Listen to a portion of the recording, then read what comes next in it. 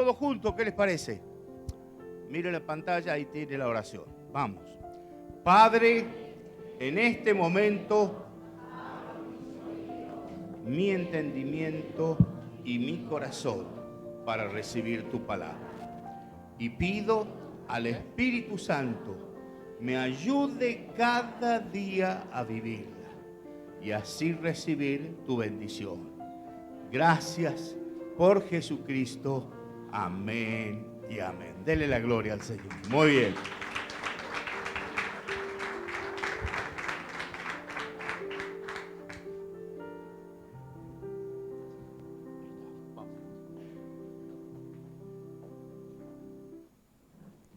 Buenas noches.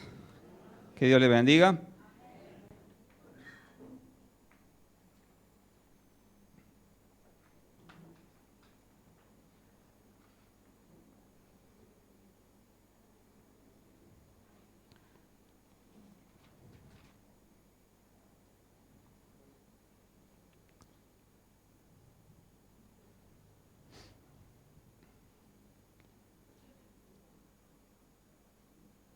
¿Cómo están?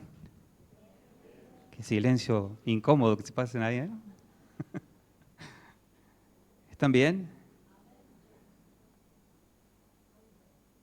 ¿Tienen paz?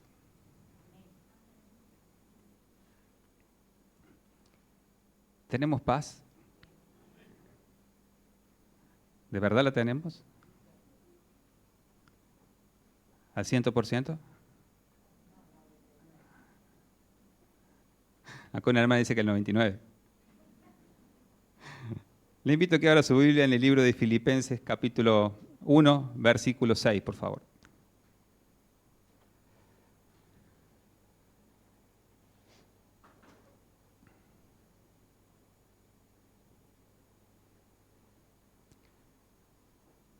Dice así: estando persuadido de esto, que el que comenzó en vosotros la buena obra, la perfeccionará hasta el día de Jesucristo. Amén. Estando persuadido de esto, dice el apóstol Pablo, que el que comenzó en vosotros la buena obra, la perfeccionará hasta el día de Jesucristo. Hoy me gustaría compartirle una reflexión que lleva como título El propósito del proceso. Amén. El propósito del proceso. ¿Usted sabe lo que es procesar algo?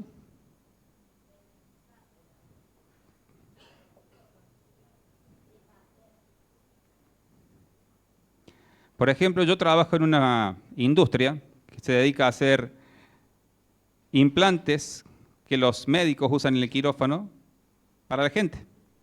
Implantes e instrumentales que usan para colocar dichos implantes en el cuerpo.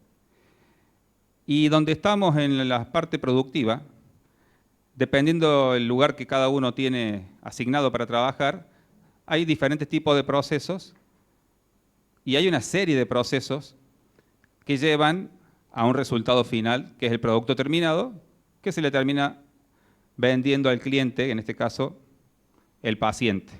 ¿Amén? Dichos materiales, dependiendo, como les decía recién, el lugar de proceso que lleven, tienen diferente tipo de proceso. Hay uno que es particular, que es una pieza que se recibe en la planta, en el área de logística, y se pasa a un sector donde se le hace un tratamiento que se llama pasivado.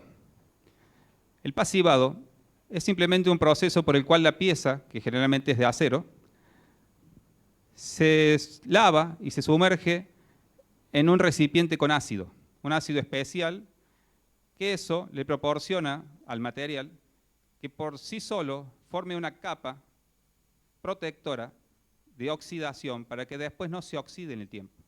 ¿Sí? El tiempo mínimo que debe estar ese instrumental o ese material, esa materia prima, gracias José, en ese recipiente de ácido es un tiempo mínimo de 3 horas. De ahí pueden ser las horas que quieran, pero no puede ser menos de 3 horas que pase por ese proceso para que el proceso surta efecto en la pieza. ¿Amén?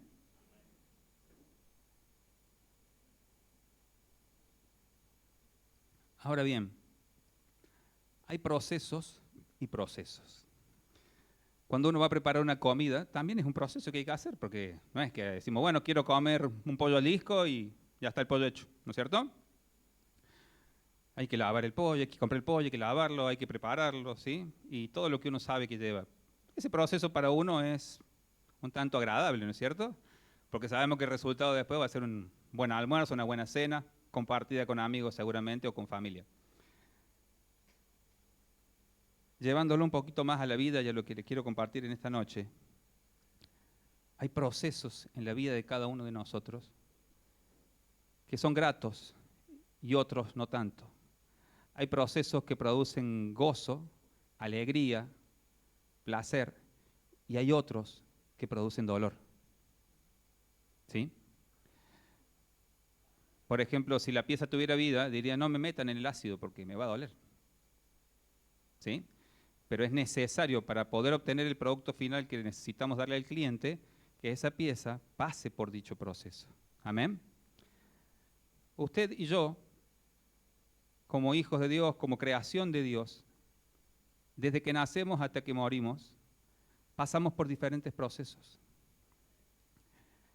Algunos son lindos, son placenteros. La palabra dice que hay tiempo de nacer y tiempo de morir. Ahí tiene las dos caras de la moneda, ¿sí?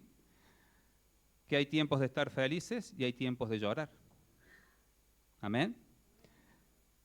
Uno podría decir, qué lindo que es vivir el proceso, bueno, esto por lo menos le pasó a mi esposa, no sé si en todas las mujeres pasa, creo que no, del embarazo. Ella amaba estar embarazada. Porque tuvo, gracias a Dios, embarazos bastante tranquilos dentro de todo. Conozco de otras, mi hermana, sin ir más lejos, mi hermana no tuvo la misma experiencia con sus embarazos. Pero así todo, por más que sea a veces un embarazo complejo, siempre es lindo cargar en el vientre esa vida que Dios les permite a las mujeres, ese don tan maravilloso de cargar un niño, una vida que se gestó allá adentro. Amén. Y es un proceso hermoso. Y lo vivimos en matrimonio, felizmente, papá y mamá, y eso después cuando se da a luz el niño es una experiencia en la que están metidos Leo y la Cintia en este tiempo, ¿ah? Y que ya les falta poquito. Amén. ¿Hay otro pastor? No sabía. ¿Quién? ¿Se puede decir? La abuela Lili. Bisabuela Lili. Amén. Felicitaciones. Que Dios les bendiga.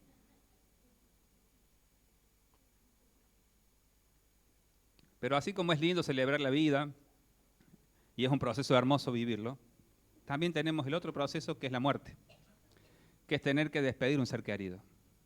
Y claro que nos duele, y claro que no nos gusta, y claro que no nos gustaría pasar por eso. Yo recuerdo cuando era niño, mi oración todas las noches era, Señor, que el día que muramos, que nos muramos todos el mismo día, a la misma hora, al mismo tiempo. Así no tengo que estar llorando ni a mi papá, ni a mi mamá, ni a mis abuelos, ni a mis hermanos. Ese era mi pensamiento de niño, ¿sí? Pero nos cuesta pasar procesos que nos causan ese dolor, que sin embargo son los procesos donde Dios más a fondo trabaja con nosotros, hermanos. Y la prédica de hoy, la palabra de hoy, está direccionado hacia ahí. Si yo le tuviese que decir así resumidamente, es no abandones tu proceso. Amén. No abandones tu proceso porque no tenés idea de lo que Dios está haciendo y de lo que va a ser el resultado final de dicho proceso en tu vida. Y el impacto que va a tener no solamente en tu vida, sino en tu descendencia.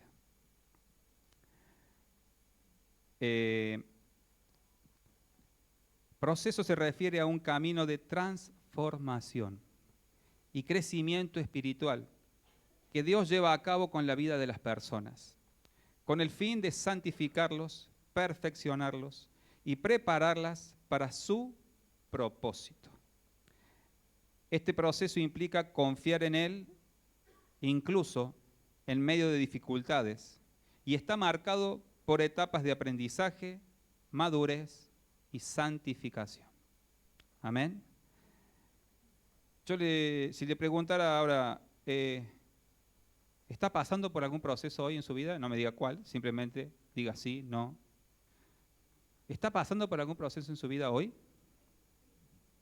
Sí, se siente por ahí. Bueno, a lo mejor no todos.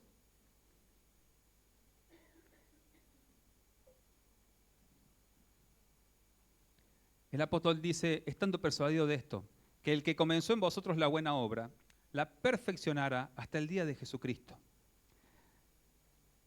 Si nos fijamos en la vida de un personaje en la Biblia, un personaje que hace mucho que no hablamos. Ay, ya lo saco y nada más la pastora. ¿Quién, pastora? José. Pastor hablaba mucho de José en su momento. José, ¿se acuerda de José el soñador? El hijo de Jacob. ¿Se acuerda de él? Conoce más o menos la historia, ¿no es cierto? Bueno, vamos a leer toda la historia, que es tranquilo. Conoce un poco la historia, digamos, cómo está centrado toda la situación de su vida. Y recuerda que él era la debilidad de su hijo Jacob, dice la palabra, porque había nacido en el tiempo en que Jacob ya era más anciano, ¿sí? Y entonces José compartía con sus hermanos, que eran medios hermanos porque eran los hijos de otras mujeres de Jacob, ¿sí? Compartía, digamos, su vida, su diario andar, y el padre lo mandaba como para que los vigilara porque los otros eran medio sabandijas, ¿sí? Y entonces, en una de esas tantas veces que Jacob lo enviaba a ver a sus hermanos, lo envió para que los fuera a ver qué estaban haciendo, si estaban apacentando las ovejas, ¿sí? Y pasó que en esa situación los hermanos pergeñaron un plan de sacarse a José de encima porque les era un estorbo, ¿sí? Y en ese plan prácticamente era matarlo. Pero intervino Rubén, uno de sus hermanos, le dijo, no, ¿cómo vamos a hacer eso? Entonces lo tiraron en un pozo de agua, en una cisterna que estaba vacía. Después rebobinaron y dijeron, no, seamos más inteligentes, van a pasar los madianitas que compran esclavos, se los vendamos a ellos y que se vaya lejos a Egipto, lejos de nosotros. Y después vamos a manchar la túnica de él, esa colorida, la del favorito de papá, con sangre de algún animal, para que papá se crea que algún animal lo mató. ¿Sí? ¿Se acuerda de la historia, no es cierto? José tenía 17 años en ese entonces. ¿Sí? Y todo un adolescente como él era, él vivía y convivía con esa situación entre sus hermanos de celos, de envidia, ¿sí? Y en esa situación ya Dios estaba procesando el corazón de José, ¿sí? Y no era un proceso lindo, no era un proceso agradable, porque la tensión en el aire se respiraba todos los días. La envidia, los celos, estaban ahí todos los días. Y no ha de haber sido fácil para él tener que cargar con eso en esa tan temprana edad y encima cargar con la responsabilidad que el padre lo mandaba prácticamente que fuera el vigilante de sus hermanos todo el tiempo. Y él los obedecía a su padre. Amén. Imagínense toda esta situación, que él tiene ese sueño que va y le cuenta con toda su emoción a su padre, a sus hermanos, y encima después de ese sueño se potenció más el enojo de los hermanos para con él, y después pergeñaron todo este plan que llevaron adelante. ¿Sí? De ser el favorito de papá a tener la túnica de colores que lo distinguía, de tener el favor de su padre en su casa, ¿sí? En un instante pasó a ser vendido a los madianitas para ser vendido como esclavo a Egipto. Amén. Y es comprado por Potifar y es llevado a la casa de Potifar. ¿Sí? ¿Se acuerda de toda la historia, no es cierto? En toda esa situación, uno va viendo que dice, y estaba en la casa de Potifar, y fue comprado como esclavo, y estuvo como esclavo en la casa de Potifar, pero el favor de Dios estaba con él. Pero Jehová estaba con él, dice la palabra. Y lo prosperaba en todo lo que él hacía, era prosperado por Jehová. Entonces Potifar vio eso en él, y lo termina poniendo como el más importante después de él en la casa, que manejaba todo. Dice que Potifar estaba tranquilo con él porque sabía que él manejaba todo. Estuve haciendo cuentas porque 17 años ya es vendido como esclavo y la historia final cuando ya asume el cargo y se lo da a Faraón tenía 30, ¿sí? O sea que en el medio pasaron 13 años. Amén. Pero en la casa de Potifar estuvo alrededor de 11 años. Porque después de estar en la casa de Potifar, dice que un buen día Potifara, dijera el pastor, la mujer de Potifar, quiso acostarse con él, quiso tener relaciones sexuales con él y él se rehusó. Primero dijo, ¿cómo voy a pecar contra mi Dios? Y después, ¿cómo voy a faltarle el respeto a mi amo? ¿Sí? Y huyó, pero la mujer se quedó con su ropa. ¿Se acuerda todo eso, no es cierto? Después de eso es metido en la cárcel. En la cárcel también está 2 años. Se encuentra con el copero y el panadero de Faraón. Ellos tienen un sueño cada uno, él se los interpreta. Y cuando se están yendo libres de la cárcel, José le dice, acuérdate de mí delante de Faraón, porque estoy acá encerrado injustamente. A todo esto, cuando él entró en la cárcel, nuevamente la palabra dice, y Jehová estaba con José. Y entonces el carcelero lo pone a que administre todo en la cárcel. Fíjese qué curiosidad. Desde que él fue un joven con su padre, con Potifar después, y en la cárcel ahora, y vamos a ver que después cuando termina haciendo lo último, que es administrar el imperio más importante del mundo en ese momento, que era Egipto, siendo el segundo, siempre estuvo en él el mismo propósito, administrar, administrar, administrar. Esa responsabilidad, él ya la venía Dios procesando en él desde el inicio. Amén. Ahora nosotros muchas veces hablamos de toda la historia y contamos y lo lindo que fue cuando después ya termina en Egipto, siendo el segundo después de Faraón.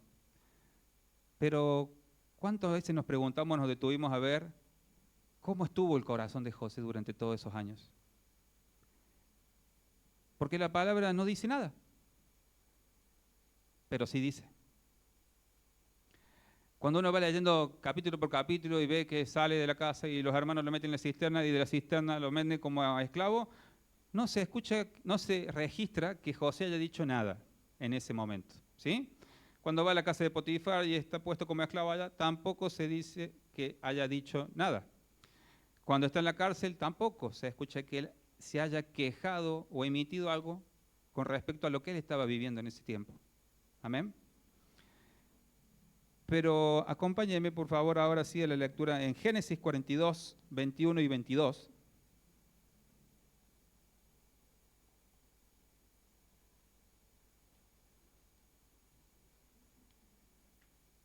Hemos adelantado la historia, pero más o menos para que entiendan. Viene el tiempo de hambre. Ya José está como segundo en el imperio. Ya van 2 años de hambre en la tierra, ¿sí? Y él ya estaba administrando y vendiendo todo lo que ellos tenían guardado de los 7 años de abundancia que el Señor le había revelado que iba a haber. Amén. En ese contexto, Jacob manda a sus hijos a buscar alimento al único lugar de la tierra donde había, que era Egipto, donde estaba administrando, ¿quién? José. Amén. En ese contexto, los hermanos de José llegan, ¿y con quién se encuentran? Con José. Pero para ellos estaba irreconocible. No era el José que ellos habían tirado al pozo de agua ni que habían vendido como esclavos. ¿Sí? Imagínense que era todo vestido de egipcio. Y entonces no lo reconocieron a él, pero él sí los conoció a sus hermanos. ¿Sí? Y en esas charlas que están teniendo y van hablando y qué sé yo y qué sé cuánto, aparece este momento en la escena. Y dice, y decían el uno al otro, los hermanos de José, verdaderamente hemos pecado contra nuestro hermano, pues vimos la angustia de su alma, y aquí está lo que él padeció, por ejemplo, cuando lo tiraron al pozo de agua. Pues vimos la angustia de su alma cuando nos rogaba y no le escuchamos, por eso ha venido sobre nosotros esta angustia. Entonces Rubén les respondió diciendo, ¿no os hablé yo y dije, no pequéis contra el joven y no escuchasteis?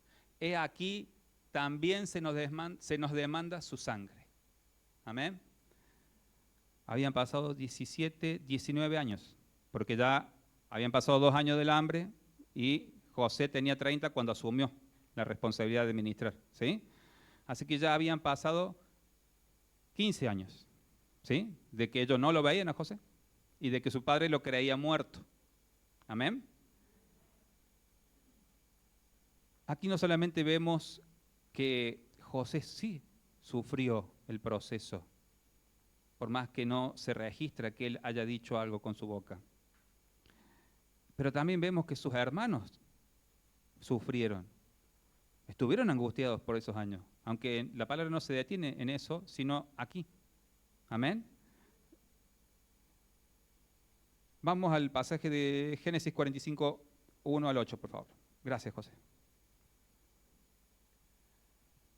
En medio de toda esta situación, imagínese usted a José. Pongámonos un minuto en la piel de José. Con todo lo que ya viví, con todas las injusticias que sufrí de parte de mi propia familia, ¿sí? Que me desearon el mal, que me vendieron como esclavo, que me querían ver muerto, que me tenían envidia. Con todo lo que él ya había venido viviendo desde su niñez, y ahora encontrarse en esta situación de tener que él venderles el alimento que ellos necesitan. ¿Qué podríamos decir si nos pusiéramos en el lugar de él? Esta es mi oportunidad, ahora me desquito, ¿o no? ¿Sí o no? Dice, no podía ya José contenerse delante de todos los que estaban al lado suyo, y clamó, haced salir de mi presencia a todos. Y no quedó nadie con él, al darse a conocer José a sus hermanos. Entonces se dio a llorar a gritos, y oyeron los egipcios, y oyó también la casa de Faraón. ¿Cómo habrá sido ese llanto? Contenido tal vez por años, ¿sí? La impotencia y todo lo que debe haber estado acumulado por tantos años en el corazón de ese hombre, que hizo salir a todo el mundo, pero sus gritos y sus lloros se escuchaba hasta en la casa de Faraón, que no creo que haya estado muy cerca de donde él estaba. Vamos al siguiente, por favor. Y dijo José a sus hermanos, yo soy José, ¿vive aún mi padre? Y sus hermanos no pudieron responderle porque estaban turbados delante de él.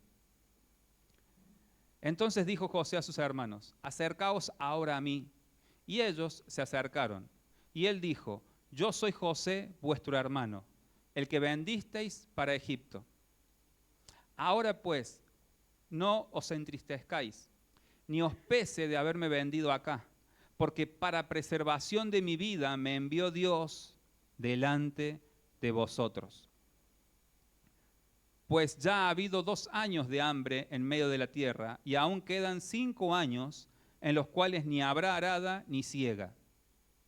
Y Dios me envió delante de vosotros para preservaros posteridad sobre la tierra y para daros vida por medio de gran liberación.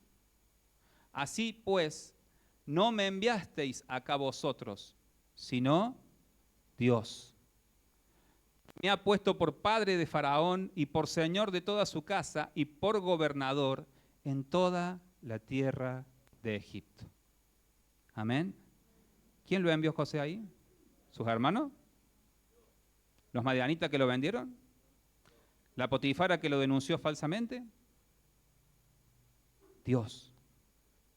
En todo tiempo fue Dios. Y hoy, mi hermano, te quiero compartir justamente de eso, que hay procesos que nosotros vivimos en nuestra vida, que muchas veces no quisiéramos vivirlo. Hay momentos de nuestra vida que nos toca atravesar situaciones difíciles, que si nos dieran a elegir, elegiríamos no vivir esas situaciones. Porque una cosa, como decíamos, es celebrar el nacimiento de un bebé, una cosa es poder festejar el cumpleaños de un hijo, ¿sí? Pero otra cosa es tener que estar velando a un ser querido y despidiéndolo. Otra cosa es tener que ser procesado por una enfermedad terminal como el cáncer, que muchas veces no te da esperanzas de vida. Otra cosa es tener que pasar por ese valle de sombra de muerte, que no queremos pasar, pero que Dios necesita procesarnos por medio de esas situaciones. Y por más que no queremos y nos duele, y muchas veces no entendemos, hay procesos que llevan un tiempo determinado que uno puede decir, es corto el tiempo, ¿cierto? ¿Qué sé yo? Ponerse a hacer un bife lleva un tiempo determinado, ¿cierto? Cortito. Pero si hacemos una comida mucho más elaborada, lleva otro tiempo, ¿o no? ¿Y si yo quisiera apurar el proceso de cocción de esa comida?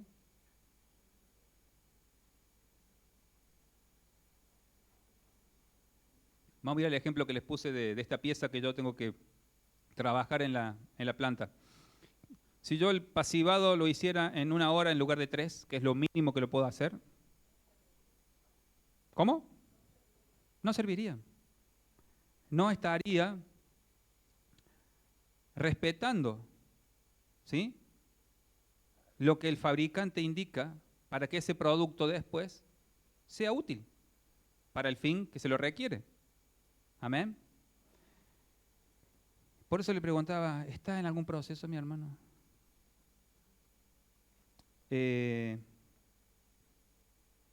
Yo estoy en varios procesos, ¿sí? Y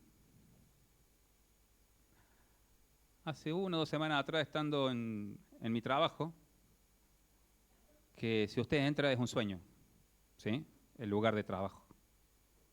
Parque verde por todos lados, tenemos un comedor con un quincho asador, que cuando nos vamos a desayunar o almorzar tenemos unos sillones comodísimos, que tenemos todo vista al verde que tenemos en el parque que nos rodea, para descansar, despejar la mente, ¿sí?, tomar el desayuno, tomar un cafecito.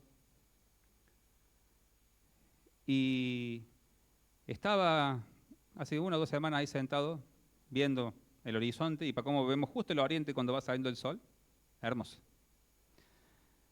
Y yo le decía al Señor, ¿hasta cuándo, Señor? ¿Hasta cuándo esta situación? ¿Hasta cuándo va a durar esto? Y un poco renegando de la situación, ¿sí? Y un poco renegando de que ya el tiempo se me había hecho bastante largo, el tiempo de espera. Y el Señor, en ese panorama que me mostraba en su naturaleza, escuché que me decía, ama tu proceso, abraza tu proceso, no renuncies a tu proceso. Y eso es todo, ¿eh?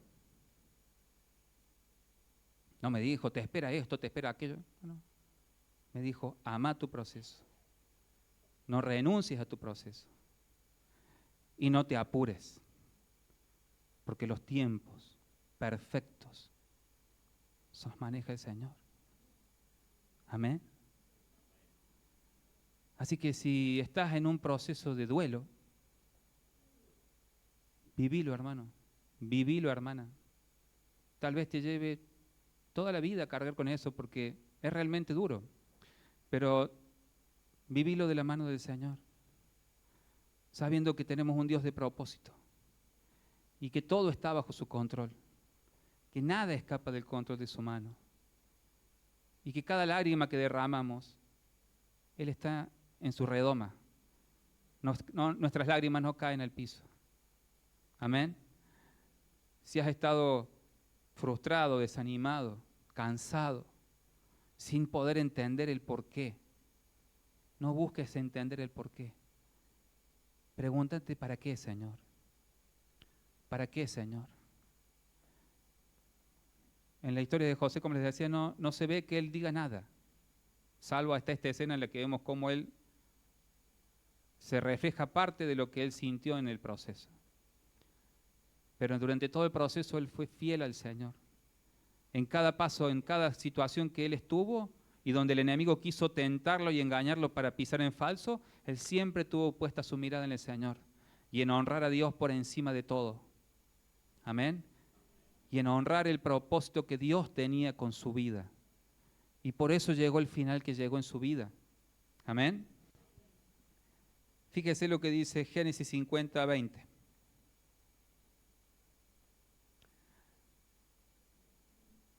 Le sitúo un poquito en la escena porque ya estamos más adelantados.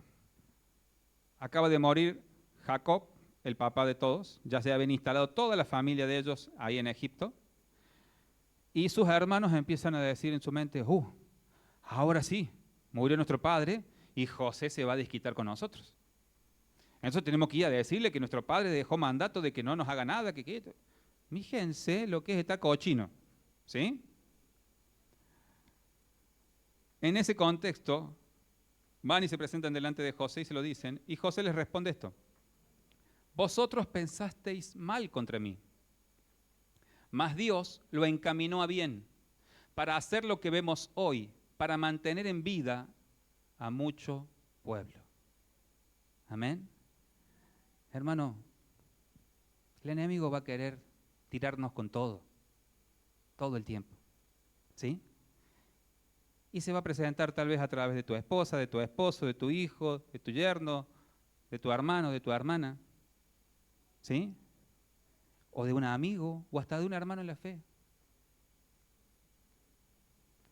Pero nosotros tenemos que saber con quién es nuestra lucha. Y sobre todo, necesitamos saber que no importa si piensan el mal contra nosotros, porque Dios se va a encargar de que eso sea encaminado para nuestro bien. Amén. Y si quiere que reforcemos este concepto, le invito a que vayamos a Romanos 8:28. Esta es mi promesa favorita en la palabra.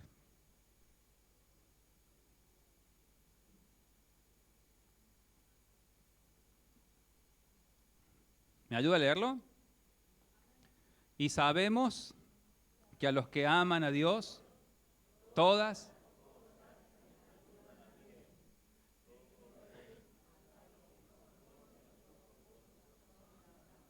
Amén. Fíjese. La primera frase dice, y sabemos. Cuando yo leo, y el apóstol le está diciendo, y sabemos, ¿sabe qué es lo primero que se me viene a la mente? Hebreos 11:1. Es pues la fe, la certeza de lo que se espera, la convicción de lo que no se ve. Esa frase está diciendo, por fe, mi hermano, que es la certeza de lo que yo espero y la convicción de lo que no veo, yo sé que a los que aman a Dios, todas las cosas son todas, amén, buenas, malas, regulares, ayudan a bien. Esto es, a los que conforme a su propósito han sido llamados. El título de la prédica es El propósito de tu proceso. Dios tiene un propósito con cada proceso que hay en tu vida y en mi vida, hermano. No nos apuremos, no nos frustremos, no nos desanimemos. Seamos fieles al llamado del Señor. Mantengámonos fieles a lo que Él quiere hacer con cada uno de nosotros. A veces hay tiempos que no lo vamos a entender. A veces entramos en la vorágine del sistema que maneja Satanás en este mundo de aceleramiento, ¿sí? Y queremos ir a cocinar un pollo relleno en lo que duraría cocinar un bife de pollo. Entonces queremos meterlo en el microondas y poner el programa de 1 minuto, para decir un ejemplo, cuando tal vez tendría que durar 45. Entonces, no se desespere, mi hermano. No nos desesperemos queriendo acelerar el proceso o queriendo evitar el proceso. Porque si yo lo evito hoy, el proceso Dios lo tiene que hacer conmigo, así que lo va a hacer más adelante. Y lo único que yo voy a hacer es postergar mi bendición. Porque después el resultado final fue que José fue puesto donde Dios le mostró en sus sueños que iba a estar puesto. Amén. Dios cumplió en José lo que Él prometió. Y nosotros creemos en ese Dios, mi hermano. Yo sé que a veces este sistema diabólico nos engaña y nos hace pensar en Dios como el genio de la lámpara. Que frotamos la lamparita con una oración rápida, express. Dios me da el milagro que yo necesito ahora, ¿sí? Y me aparece como ese genio y que me dice, a ver, Arielito querido, ¿cuáles son tus 3 deseos para hoy? Ese no es el Dios al que adoramos, mi hermano.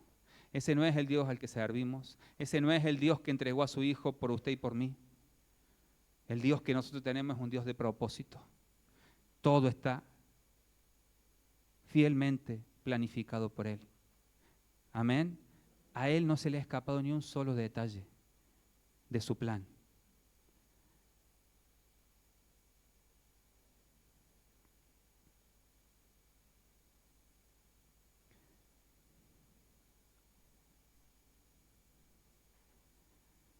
Abril, búscame, pero para después te voy a decir cuándo.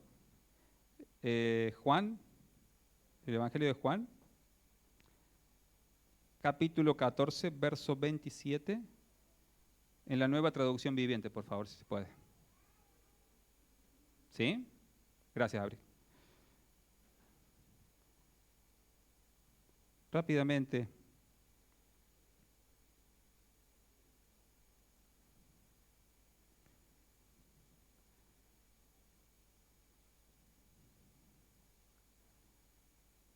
Quiero compartir otra historia breve, hablando del proceso que Dios tiene con sus hijos y del propósito que Dios tiene con los procesos. Amén. ¿Se acuerda de Daniel, el profeta Daniel?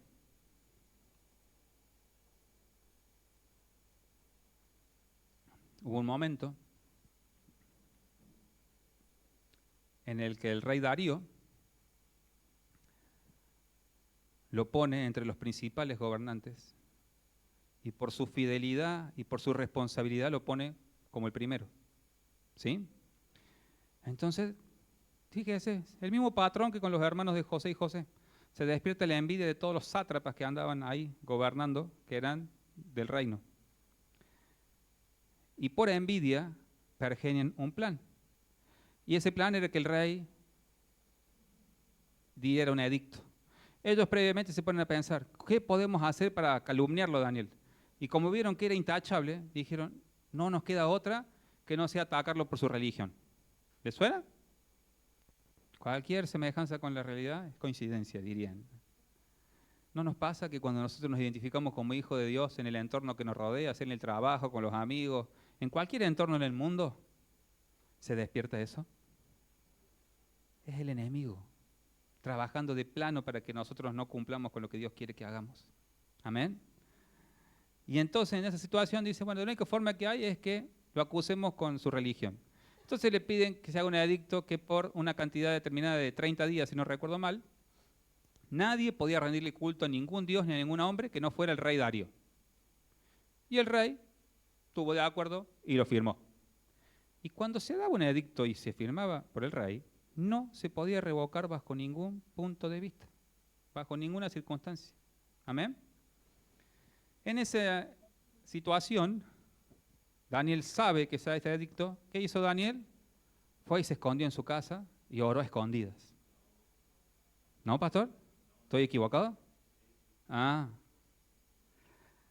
Fue Daniel y hizo como todos los días.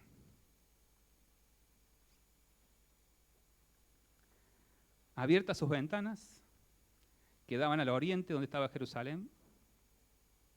3 veces al día oraba. No una, 3 veces al día. Con sus ventanas abiertas para que, como siempre, no cambió nada de su rutina en su relación con Dios. Amén. Y entonces fue la oportunidad para que ellos dijeran, ahí está, este está adorando a su Dios cuando el rey firmó el edicto, vamos a acusarlo. Y allá fueron. Y al rey le pesó tanto, pero tanto, que fuera Daniel al que le fueron a acusar, porque él lo tenía en alta estima, Daniel, que dice que estuvo todo el día pensando cómo hacerlo zafar. Y no pudiendo encontrar cómo hacerlo zafar, porque era el edicto del rey, encima vienen los sátrapas y le recuerdan, ya siendo casi la noche, le dicen, rey, recuerde que el edicto que está firmado por usted no se puede revocar, ¿eh? Hay que ponerlo en acción ya. Y el rey con todo el peso dice lo siguiente. Daniel capítulo 6, verso 16 en adelante. Entonces, finalmente el rey ordenó que arrestaran a Daniel y lo arrojaran al foso de los leones. Esa era la condena que había si alguno era pescado adorando a otro Dios que no fuera lo que habían firmado en el edicto. Amén. El rey le dijo que tu Dios, escuche bien lo que le dijo el rey, hermano, que tu Dios, a quien sirves tan fielmente, te rescate. ¿Lo habrá conocido algo el rey a Daniel para decirle semejante cosa? ¿Habrá estado tan a la vista como era la relación que Daniel tenía con su Dios para que el rey le dijera semejante cosa? Así que trajeron una piedra y la colocaron sobre la boca del foso. El rey selló la piedra con su sello real y los sellos de sus nobles para que nadie pudiera rescatar a Daniel. Luego el rey regresó al palacio y pasó la noche en ayuno. Rechazó sus entretenimientos habituales y no pudo dormir en toda la noche. Muy de temprano a la mañana siguiente, el rey se levantó y fue deprisa al foso de los leones. Cuando llegó allí, gritó con angustia: Daniel, siervo del Dios viviente, ¿pudo tu Dios, a quien sirves tan fielmente, nuevamente, rescatarte de los leones? Y Daniel contestó, ¡que viva el rey! Mi Dios envió a su ángel para cerrarles la boca a los leones, a fin de que no me hicieran daño, porque fui declarado inocente ante Dios, y no he hecho nada malo en contra de usted, su majestad. El rey se alegró mucho y mandó que sacaran a Daniel del foso. No tenía ningún rasguño, porque había confiado en su Dios. ¿Esto es lógico, hermano? Hay un foso, ¿sí? Un pozo profundo, donde hay leones abajo, y tiran a una persona de carne y hueso. ¿Es lógico? ¿Es normal? ¿Es natural que ni siquiera un rasguño vaya a tener esa persona? No, para nada. Todo lo contrario, es sobrenatural, es milagroso, ¿o no? ¿Sabe por qué les recalco esto? Porque a veces Dios hace milagros entre nosotros y estamos como si fuese algo, y bueno, y sanó del cáncer de la hermana. Sí. Si yo preguntara, ¿cuántos fueron sanados de cáncer en esta iglesia? Levanten la mano. 2, 3, 4, 5. Mi hermano, 6. Si yo preguntara cuántos milagros Dios ha hecho en su vida en este tiempo. Pero ¿por qué estamos mirando siempre lo malo? ¿Y por qué tomamos como algo natural el poder sobrenatural de nuestro Dios? La palabra de Dios dice que yo soy el mismo, ayer, hoy y siempre. Por los siglos de los siglos, no cambio. Si lo hizo ayer con vos, lo va a volver a hacer mañana y pasado y todas las veces que sea necesario. Pero hay algo que tenemos que entender, iglesia. No tenía ningún rasguño porque había confiado en su Dios. Él era el segundo en el rey. Podría haber dicho, bueno, Señor, vos sabés que está el edicto este. Por 30 días no te voy a orar, pero vos sabés que yo en mi corazón voy a seguir orando, voy a seguir hablando con vos. Total, nadie se va a enterar. ¿Podría haberlo dicho o no? Tal vez eso hubiese hecho yo en el lugar de él. Tal vez eso hubiese hecho cualquiera en el lugar de él. ¿O no? Pero él no. Él dijo, yo no voy a cambiar nada de lo que vengo haciendo por el edicto del rey. Me hace acordar a Sadrach, Mesach y Abednego cuando iban a ser echados al horno de fuego. ¿Se acuerdan de esa historia? Amigos de Daniel, ¿sí? Que Dios levantó y usó. Y cuando le dice, te tienes que doblar sobre la estatua que yo hice, le dice el rey Nabucodonosor, si no te voy a meter en el fuego y lo vamos a calentar 7 veces más todavía. Y él le dice, se lo digo más o menos así en cordobés, y échame. Mi Dios a quien sirvo puede salvarme. Y si quiere me salvará. Pero si no quiere, vos tenés que saber algo. Yo no voy a doblar mi rodilla ante tu Dios.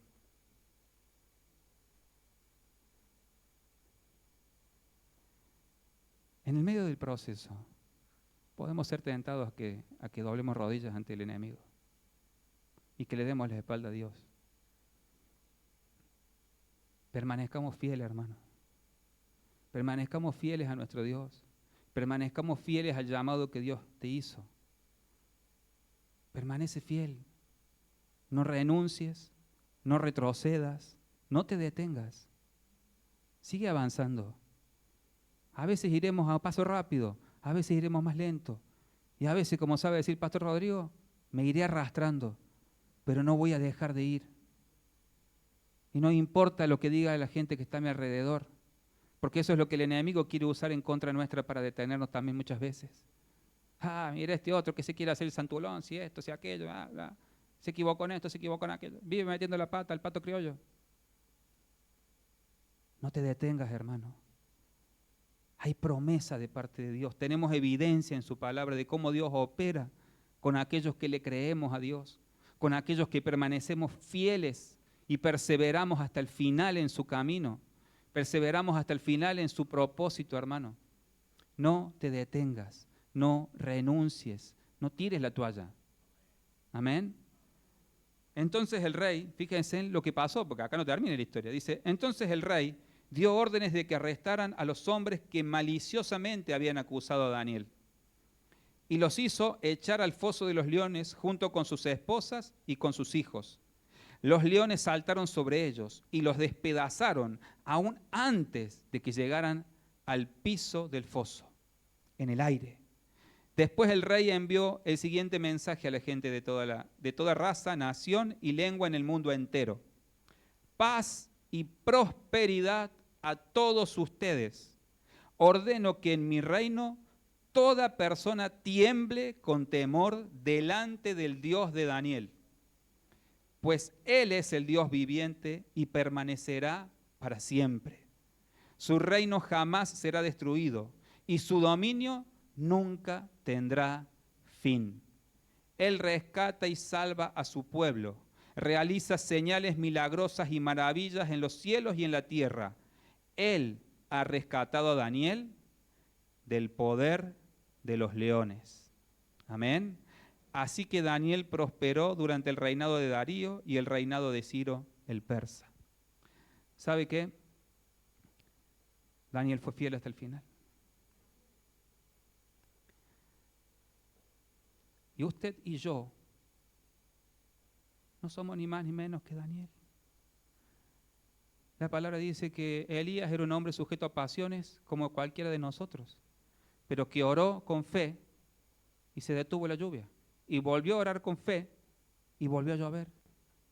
¿Qué nos está enseñando el Señor? Él es el hacedor de todo, mi hermano. Usted y yo, los instrumentos que Él utiliza. Pero Él es el hacedor, es el dueño de la obra, es el maestro de la obra, es el que dirige todo, mi hermano. Es el que dirige todo. Entonces, sin importar cuál sea tu proceso en este tiempo, tenés que entender que vamos a ser procesados en todo lo que nos queda de vida en esta tierra.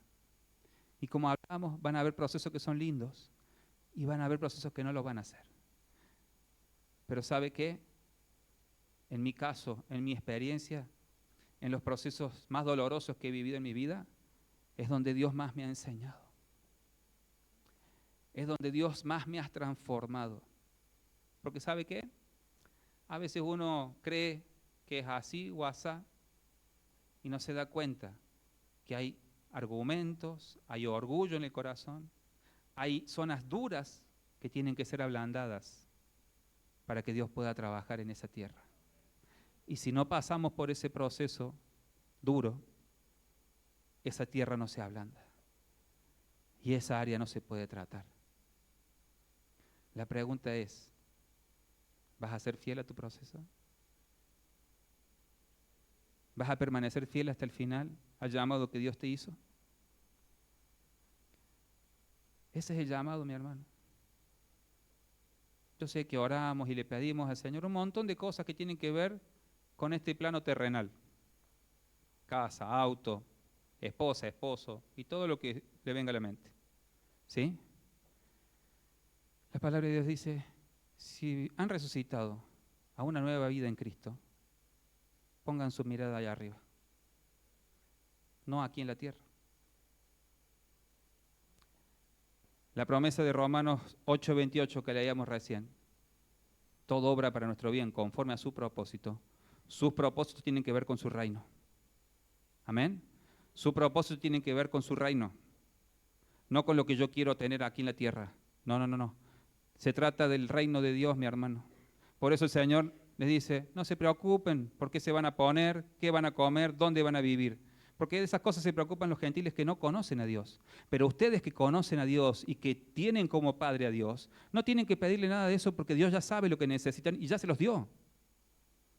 Ustedes más bien, dice, ocúpense, concéntrense en buscar primeramente el reino de Dios y su justicia y todas las demás cosas les serán añadidas. Amén. ¿Sabe cuál es el mayor problema que tenemos muchas veces los cristianos? De las frustraciones más grandes que tenemos, es que tenemos puesta la mirada aquí en la tierra. Y nuestra expectativa está puesta en lo que quiero conseguir aquí en la tierra. Y lo que quiero conseguir aquí en la tierra muchas veces va en contraposición a lo que Dios quiere hacer para su reino. ¿Creemos que nos lo va a dar el Señor? Jehová es mi pastor, nada me faltará. La otra traducción dice, Jehová mi pastor, tengo todo lo que quiero. ¿Así dice? ¿Cómo dice, pastora? Tengo todo lo que necesito. Usted y yo tenemos todo lo que necesitamos. Y eso es lo que tenemos que ver. Y ahí es donde tenemos que poner la mirada. Eso significa poner la mirada en el reino de Dios y no aquí en la tierra. Jehová es mi pastor, tengo todo lo que necesito. Amén. Si estoy enfermo, si estoy en cama, si tengo salud, si tengo trabajo, si no lo tengo, tengo todo lo que necesito en este tiempo, conforme al propósito de Dios para mi vida en este tiempo, conforme al propósito que Él tiene para su reino en este tiempo, con mi vida y con la vida de mi familia. Amén. Nuestra mirada tiene que estar puesta ahí, mi hermano, no en lo que vemos aquí que es perecedero y va a pasar. La palabra de Dios dice, no amen el mundo ni las cosas que están en él, porque este mundo es pasajero. Los deseos que hay aquí en este mundo pasan, pero aquel que hace la voluntad del que está en el cielo, ese permanece para siempre. Amén. Que en esta noche le podamos decir al Señor, yo quiero ser fiel, Padre, a tu llamado. Quiero permanecer en cada proceso que me toque vivir en mi vida, entendiendo que tengo tu favor, que tengo tu gracia. Abril, ¿puedes pasar el pasaje de Juan, por favor? ¿Te lo tenés en Nueva Traducción Viviente, hija? Gracias. Le invito a que se ponga de pie, por favor.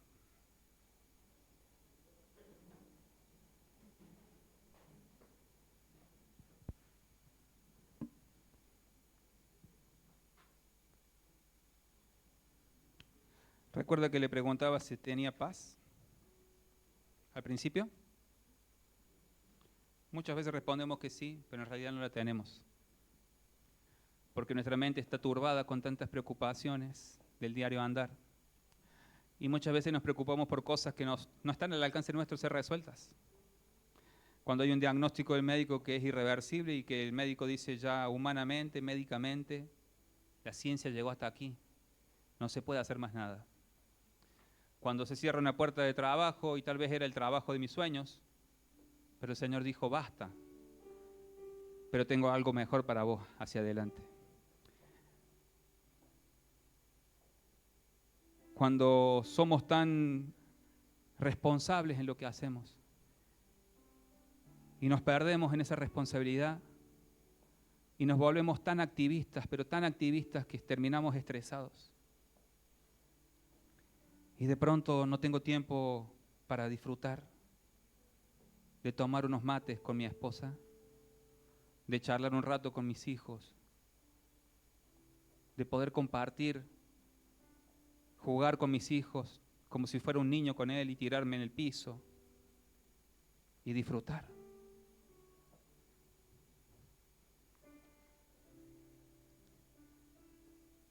Cuando por tantas preocupaciones que tenemos en la cabeza, el enemigo logró su cometido y nos robó la paz.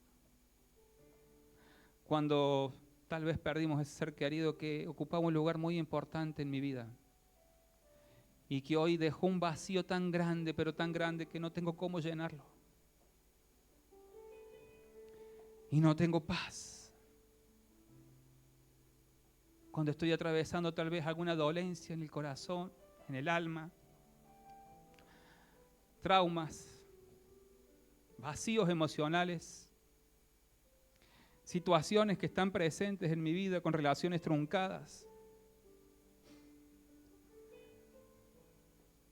Cuando siento que todo lo que hago me sale mal y estoy de fracaso en fracaso.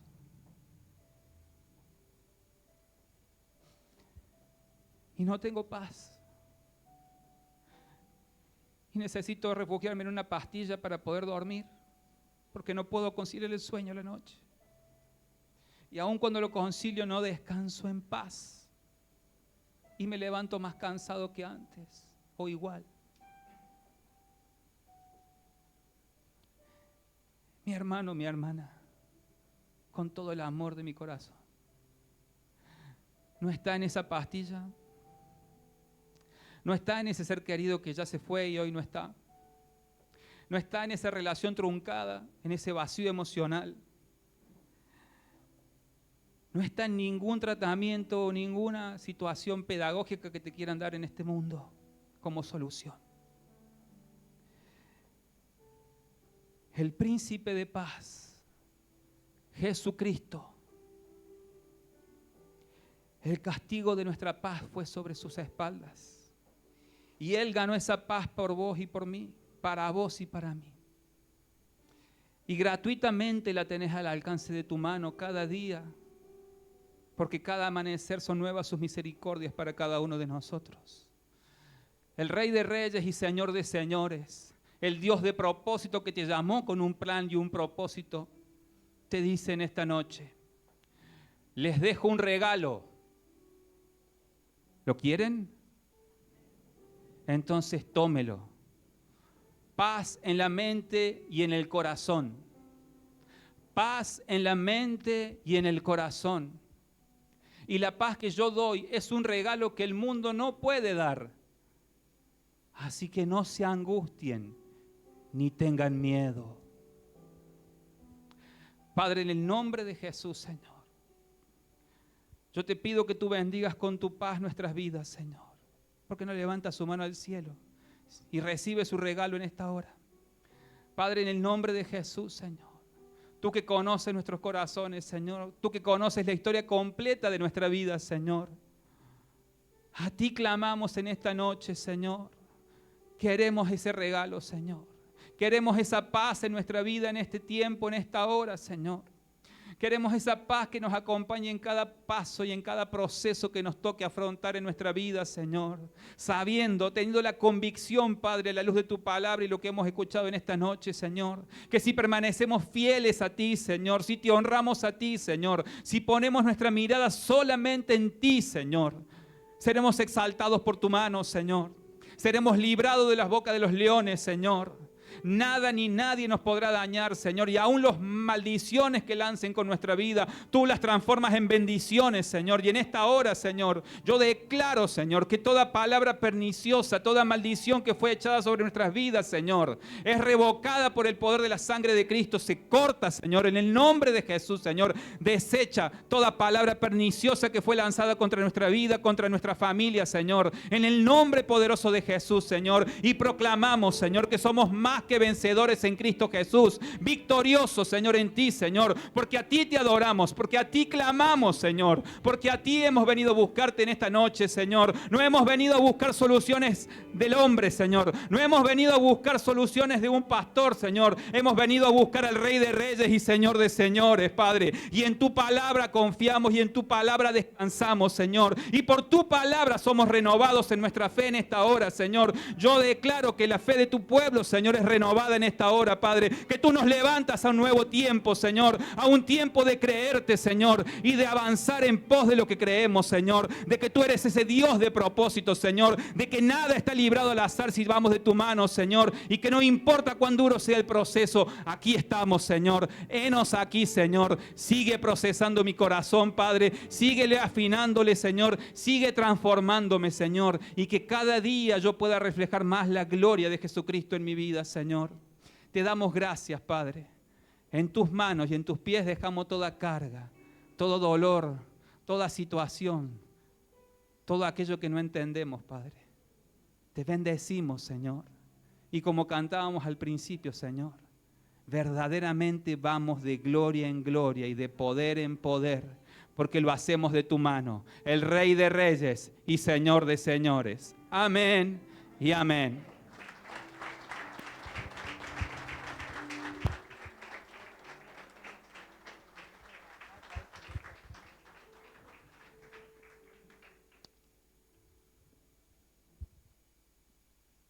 Creo que el Señor nos habló clarito, ¿no? Y nos vamos con muchos pasajes y cosas, mensajes en la mente. Yo encontré un texto, Salmo 33, 11, NBI. Lléveselo, guárdelo en su corazón y sepa que es la palabra de Dios y Dios cumple.